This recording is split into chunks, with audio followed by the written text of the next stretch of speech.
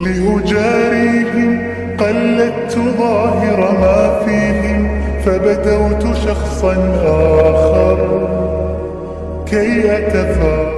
ఆకాశం యొక్క దేవదూతలు రెండు సార్లు ఏడ్చారు, ఎక్కి ఎక్కి ఏడ్చారు. మొదటిది హజరత్ ఇబ్రాహీం అలైహిస్సలాతు వస్సలాం 70 సంవత్సరాల వయసులో లేక లేక కలిగిన అపురూపమైన సంతానం హజరత్ ఇస్మాయిల్ అలైహిస్సలాం. 9 సంవత్సరాలకి చేరుకున్న తర్వాత అల్లాహ్ తాలా తనకి కలలో చూపించాడు, తన కొడుకుని జబా చేసుకున్నాడు. ఇబ్రాహీం అలైహిస్సలాతు వస్సలాం తన కొడుకు నడుం పైన కాలు పెట్టి ఒక చేత్తో జుట్టును పట్టి లాగి వేరే చేత్తో కత్తి పట్టుకుని మెడ దగ్గర పెట్టి ఆకాశం వైపు కళ్ళు తేలవేసి చూశారు.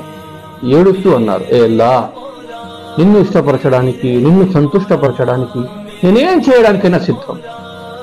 నువ్వు అనుకున్నావా నీ ప్రేమ కన్నా నా కొడుకు ఇస్మాయిల్ ప్రేమ ఎక్కువైపోయిందని?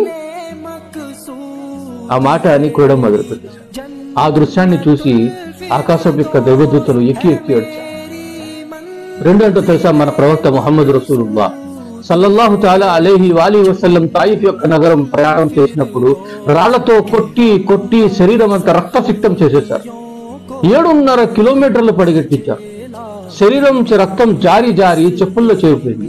చెప్పులు విడుస్తున్నా సరే రాని దృశ్యం, రాని పరిస్థితి. ఆ దృశ్యాన్ని కూడా చూసి ఆకాశం యొక్క దేవదూతలు ఎక్కి ఎక్కి ఏడ్చారు. ఈ 2 సార్లు దేవదూతలు ఏడ్చారు.